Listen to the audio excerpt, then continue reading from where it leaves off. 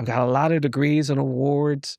I've won cases at the U.S. Supreme Court, and I've been in courtrooms representing clients, getting there early, sitting at defense counsel's table, where the judge will walk in and immediately get mad at me. The judge will look at me and say, hey, you get back out there in the hallway. I don't want any defendants sitting in my courtroom without their lawyer. And I have to stand up and say, well, I'm sorry, Your Honor. I am the lawyer. I didn't introduce myself. My name is Brian Stevenson. I have to try to de-escalate this situation.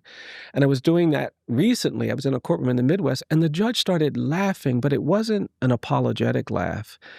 And it kind of angered me. And the prosecutor started laughing. They thought it was so funny. And I was sitting there getting angry. And then I thought, oh no, Brian, you can't get angry. You need to smile.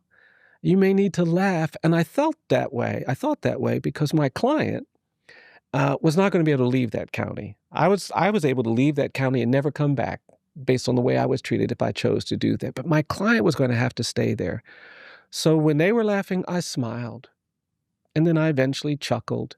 Client came in, we did the hearing. But I remember sitting in my car after that hearing thinking, wow, here I am, this middle-aged Black man. I'm in my best suit. I actually argued the case at the Supreme Court that we were trying to implement. I've got all of these degrees and awards, and I'm still required to laugh at my own humiliation to do justice for my client. That's not right. That's not fair. And I'm getting old enough to know that when you have to constantly navigate presumptions of dangerousness and guilt because of your color, when you have to tell your children how to survive a police encounter, what to do and what not to do, how they can't do the things that their white friends can do because they're going to be burdened with this presumption, when you have to constantly navigate this world, it's exhausting. And I want something better. I want something better for everybody. And that's why the commitment to truth-telling, the commitment to building institutions that help us understand the harms of history is such a priority.